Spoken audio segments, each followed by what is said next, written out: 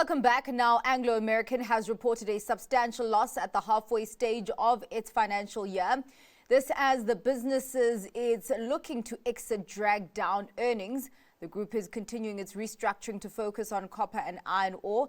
And joining us to unpack that performance and the company's portfolio shakeup is mining analyst David van Wyk. Thank you so much for your time, David. Now, it's quite interesting to see that basically the losses were mainly contained in the businesses that the company has exited or is looking to exit. But this is not a case, right, of the companies being bad companies that they are exiting. Can we pinpoint that to the depressed commodity prices that we've been seeing over the last 3 years? Well, I think that over the last year or 2 years, we've seen problems with the diamond price, the rough diamond price, and we also see that there is significant tension between the Botswana government and De Beers, which is a problem for Anglo, and Anglo wants to shed De Beers because BHP Billiton had offered to take over Anglo minus De Beers and minus its platinum interests. Platinum is also a problem because of the move to electric vehicles away from combustion engines, and the 80% or 90% of platinum was used in catalyzers.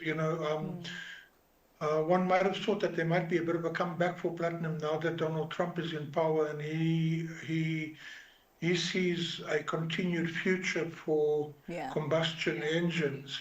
But nonetheless, platinum is not very attractive at the moment. Neither are rough diamonds. The Chinese are actually flooding the global market with artificial diamonds at the moment, and that will impact on the diamonds, the rough diamond market globally. In a sense, that will also impact. Of course, we have to look at this in against the background of global conflict. Copper and iron is doing very well because copper is used extensively in munitions manufacture, and of course iron as well, steel in military vehicles, in missiles and all kinds of other things. And of course the property boom in China, but that property boom in China might also be under threat from Trump's tariff policy. And the copper price itself might be under threat from a sudden end to the Ukraine war and perhaps a sudden end to the conflict in Gaza.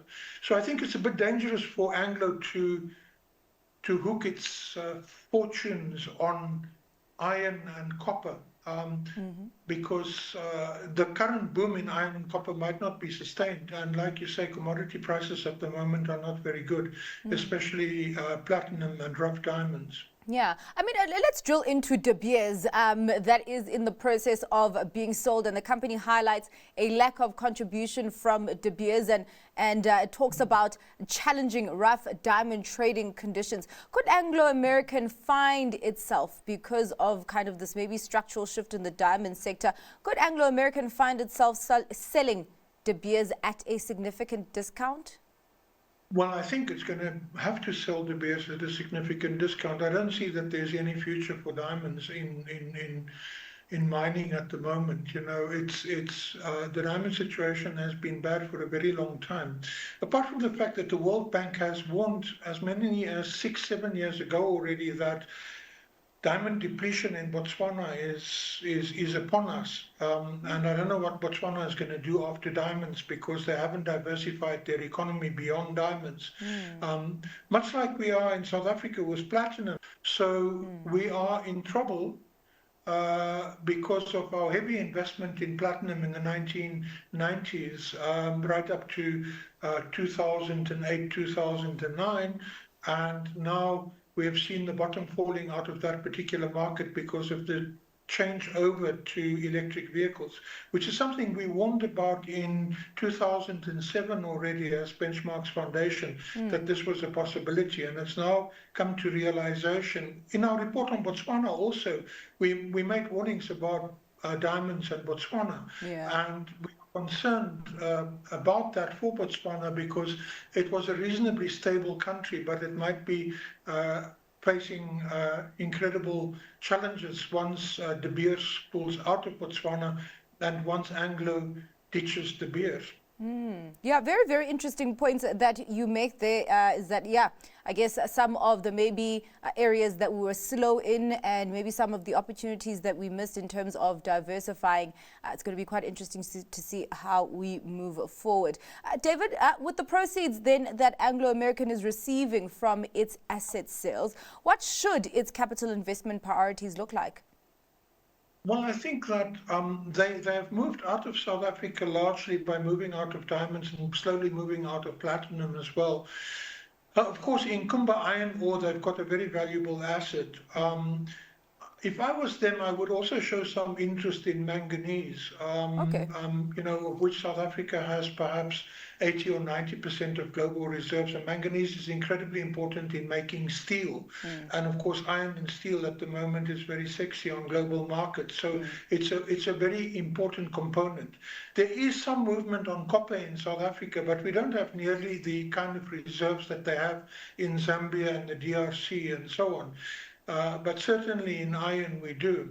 But now we've got a situation where we're being slapped with heavy tariffs, excluding minerals from the United States, which might actually encourage the South African government to direct mineral sales out of the United States towards China and BRICS countries in retaliation to what the United States is doing. Canada is already depriving the United States of nickel, which is another important component in iron and steel.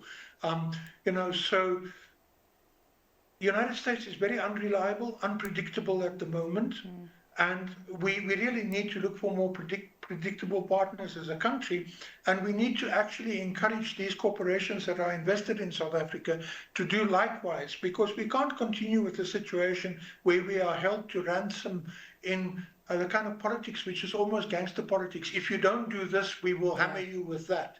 That is what we are being told. If we don't bend the knee before the United States, they will slap us with tariffs and so on, which will really cripple our economy. Yeah. Well, thank you so much for your time and for those very, very valuable insights, David. Really appreciate it. That was mining analyst David van Wyk.